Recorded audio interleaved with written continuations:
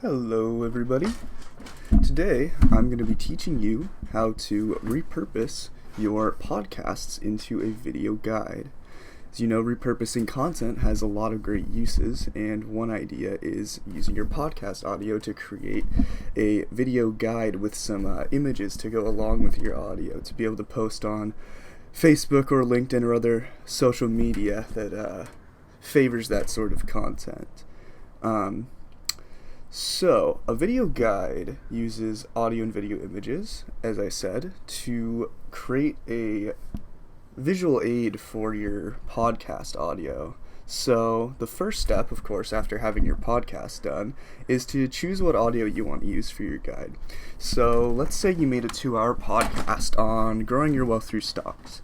You likely structured your podcast in sections, so let's just use that podcast as a sort of starting point to create a new piece of content, sort of like a script or a show notes. So the guide is designed to make your content more short form to go on social media sites, as I said earlier, like Facebook or LinkedIn, where you can hopefully get people interested in your content through shorter clips that get them interested, and then hopefully sort of guide them back to your original content or website to, buy your product or see your content and get interested and follow you. So you want to get the most general and also the most interesting content from your podcast if you want people to be able to get enticed and want to come back to your main page. You want to seduce the people to want more of you and your content.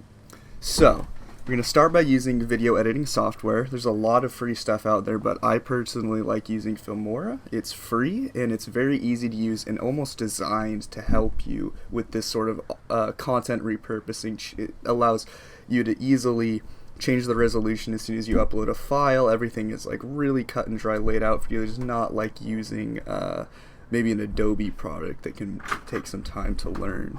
So once you decide which video editing software you want to use, the next step is to choose your clip. So generally you want to pick something that is short, probably about 30 seconds to a minute tops, and something that stands alone from your podcast, so they don't need any other context from the podcasts for it to make sense to them, and something that is interesting, which would help guide them back and want to watch your original podcast. So once you have your video editing software chosen and your clip chosen, it's pretty easy from there. You just upload your podcast audio. I'll be using Filmora again as the example. And then you can simply use the cut feature, which is found by clicking on the audio file. It should automatically appear above it, and cutting out the section that you want.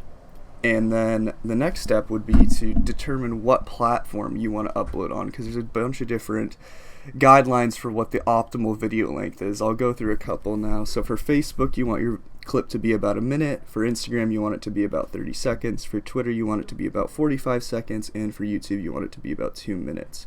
So once you have your clip chosen and you know what platforms you're uploading on, let's go into the video portion of the video guide, which is the graphics. So I personally like using Canva to create graphics. It's free, easy to use, and again is very much designed for this sort of content repurposing and uploading to social media sort of side of things. So it makes your job really easy. I would recommend starting with some sort of uniform color background and add some graphics related to your brand. If you have a logo or logos, it would be a great time to add them into the corner or add some sort of graphic that is related to your content just to spice things up and make it interesting. And then you can add some short text on each slide that would go through the different portions of the guides, maybe with like a little most important quote from the section or like biggest takeaway would be a good idea. So again, as same with video length, the resolution that you're uploading in is site dependent. So if you have a 1920 by 1080 standard PNG file, that's like perfect for a YouTube video, but not all sites have the same resolution. So here's a quick rundown of a couple. So for Facebook, you want a 1200 by 360 for a post. Twitter was a 440 by 220. Doesn't really have to be exact. As long as it's a 2-to-1 ratio between the width and the height, you should be fine. Instagram likes square photos, so that's a 1080 by 1080. For vertical stories on Snapchat, Facebook, Instagram, that's just a standard 1920 by 1080.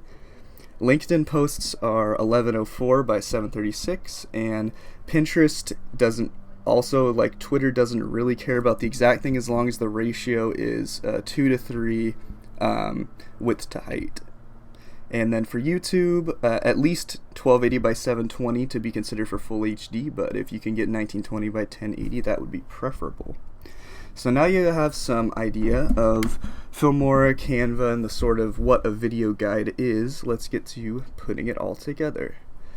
So you have your audio clips in your Filmora project, and you have your Canva backgrounds prepared. So the last step is just to finish the editing process. So you can upload each image on top of the audio file and stretch it out along for as long as the section that it is required for is needed, and then keep going. Upload the next photo, stretch it out for the entire audio duration you want it for, and continue on until you have your whole audio visuals done. And then upload to your desired sites. Make sure that if you are uploading to multiple, you change the resolution, and if the resolution affects or adds, say, black bars, say you're downscaling it and there's black bars on the top and bottom of the video, you can just go back into Canva and add, create another graphic that you could stretch out through the entire video that takes up that black bar space, so it's not just kind of unsightly like that. So that is pretty much all for this. I hope that your posts boom and that your content can get some people to see you, see some new audience members, get some people to come back to your guide. But don't ever stop thinking about repurposing, and you can even repurpose these video guides too. You can take the guide you just created and take an individual section and audio and video and make a little smaller post for Twitter or Instagram. You can also embed this video guide into the original podcast using something like wave.com, or you could even take a quote from the video, create a new graphic, and upload that as a quote post, or you could add a quote from the video to an old graphic for a picture on a new blog post. So you don't stop working. So make your life easier and reach more people using content repurposing. If you liked this post, consider following my blog at repurposingsolutions.wordpress.com. Leave in the comments what you want to see next. Thanks, and have a great day.